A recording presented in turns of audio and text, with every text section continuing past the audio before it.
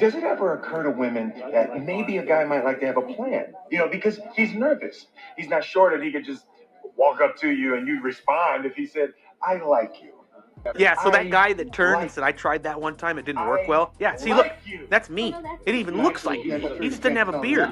He's bald. It's true. It's true. That part.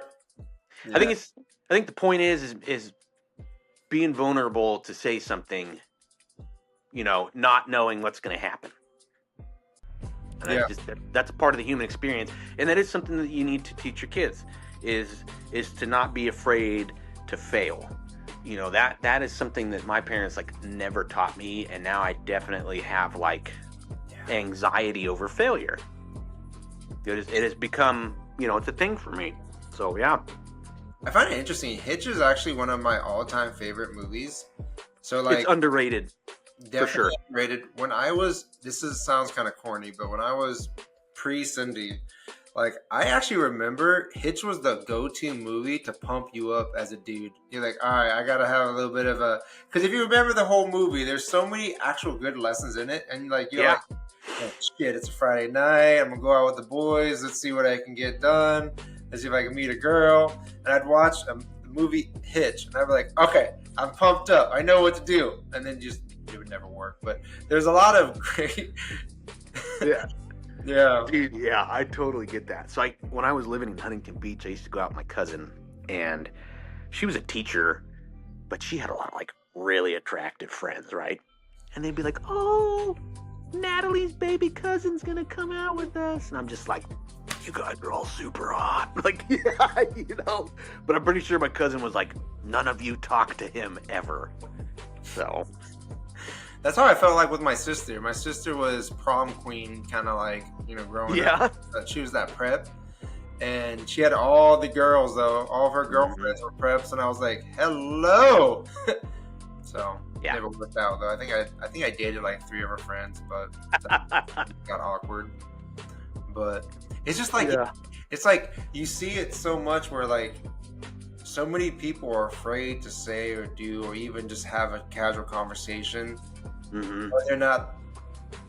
It may even go anywhere. I think that goes back to just having the right intentions. Because even when they say legally, what was their intentions? What was the intention? You get that a lot in the military. It's what was the intent? Yeah. What was the intent? That's where it all starts. Yeah. Was it really to fuck up the gears, or was it, hey, he meant actually in a good way, and this just went bad? I feel 70 to 80% is the intent. So what is your intent when you meet somebody? What is your intent like? Are you just trying to get in their pants? Or you actually genuinely just actually, I'm not even trying to hit on her. I'm just saying, hey, she took it that way. Is that on her? Yeah, that's, I don't think that's a highlighted enough part of society today, especially for men. My son, I hope that someday he asks me hey Dad, how do I talk to girls? Or how would I, yeah. I couldn't come to my dad with that kind of stuff. He was always too busy or tired or, whatever. Just didn't feel comfortable doing it. So, and that's an area that I saw that I didn't get any instruction on. Mm-hmm. So, when Wally gets a little bit older, I'm going to be very, have really good intent and be very intentional in how, we talk about that stuff and make sure that I cover, some important things that did not get covered for me, because I don't want to set him up for failure the way that I was.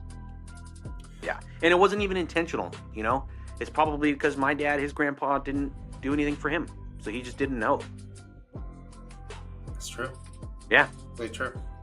But don't be afraid to put yourself out there. I mean, yeah, that's right, man. You gotta, it's your thing with the, the exec, you put yourself out there, you didn't really know what to expect. Yeah. And then there was some weird stuff that happened with it and some misunderstandings, and a lot of it is just a lack of communication or knowing how to communicate. You don't even have to be really that good at it. You just gotta start. I feel you just have to go organic. Yeah. Sometimes I find out, so I'll take, when you install a computer, right? Or you try to, when when you're trying to get something set up for somebody else, and then you don't even test it out, and then no, that's a bad analogy. So we're setting up a station for the new senior that came in, his workstation, and I'm setting up his desk, and I'm setting up his computer, and I had somebody help me, and I was like, they're like helping me configure it all, and they got everything plugged in, the tower, everything, and just trying to make this easy for him. And I remember asking the dude, I was like, well, the airman I was working with, I was like, did you try it out? Did you put your CAC in the computer? Did you just log in and see if everything works? No, I didn't do that. I was like, you're doing like 80% of the work. You're not wanting to do like, the last. You're missing the most important part, because if that senior had come in there and it didn't work. I mean, that just would start his day off bad. Like, yeah. I log into my computer every now and then. I like having a MacBook. Bro, you want to know something crazy? Dude, we went to Disney, and I put my laptop on the floor by my bed, which I learned never do. And then I stepped out of the bed at like 5 a.m. in the morning, stepped on the computer, cracked the screen down the middle. The moment I heard the crack, I was like, fuck. So I open it up, and there's a nasty crack on the screen, and I'm like, so I got a new MacBook. I got the MacBook M4 or whatever. Ooh, nice. Yeah. Right? Bro, it did not compare to my original laptop. So yeah. Here's what's crazy. So I spent a lot. Cindy got annoyed because I did a return, buy, monitor setup, this, that. I had to figure a whole new setup. But so I had my laptop still worked. I just had no screen really that I could do with. And then I bought the new laptop, which had, everything good for it. Anyways, besides a few of the differences where you can't overload it as much, it outperformed the newer laptops. So I ended up bringing back the new laptop, and now I'm just kicking it with my 2018 M1 because it outperforms it still. Yeah. Dude, I rocked a 2012 MacBook Pro. Yeah. Up until like last year. Yo, that's they just work. They just work. Everything works on them. You rarely ever run into any problems. Like, why can't life be like that? Or why can't Windows do that? Like Microsoft. Like, you guys, it's almost like you just got a bunch of different colored glitter and put it all into one jar and shook it up and like, here you go, Windows 12. Like, they're like, yeah. You got to test out the water. You got to test out, like, I guess what I'm going back with that analogy is like, you're doing 80% of the work, 90% of the work. You're setting up the station, you're getting up to work, and then you don't even slide your CAC in to see if it starts up. And I guess I want that analogy to be really taken home with my kids. Just like, if you're going to commit. The golden rule, right? Do unto others as you would do unto yourself. If you're going to do something for somebody, make sure it's good enough that you would do it for yourself. Like, how would you make it good for yourself? Do that for that person because they may need it more than you know.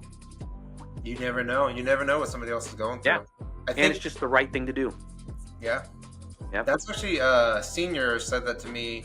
Actually, really good advice. He was like, you never know what somebody else is going through. And if you twist a situation, because I used to kind of do a manipulation, and I would manipulate things for my best favor, for my best interest. Yeah. Or put me in the best favor. And then he actually called me out on it. And that was one of the best things that I learned. I was like, oh my gosh, you're right. He's like, the moment you start twisting things to change the outcome to your favor, you're manipulating. And he's like, you just got to cut it and just shoot from the hip. Know what your goals are. Know what you want to do. Like, teach Wally if you wanted me to go, I want you to be with a girl. I hope you end up with a girl, but your goal is to follow your passion and just line things up. Don't twist, manipulate, change outcomes. Yeah. Yeah.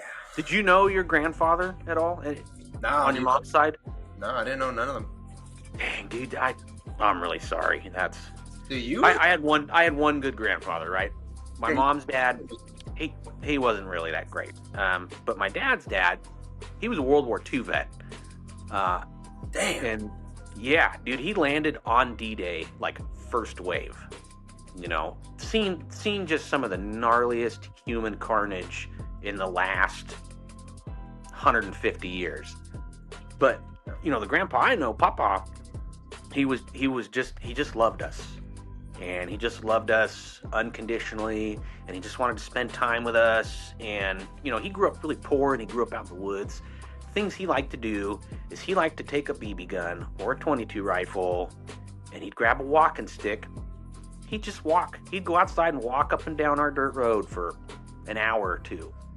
And he loved it when we came with him, because he'd be like, hey, see that branch up there? Why don't you go ahead and see if you can hit it? It was like, oh, yeah, all right, Papa. Like, you know, that was some of those were some pretty foundational memories, I think, for me. And it was a good example of how I would like to act towards grandchildren if I ever had any someday, was to just enjoy the time with them.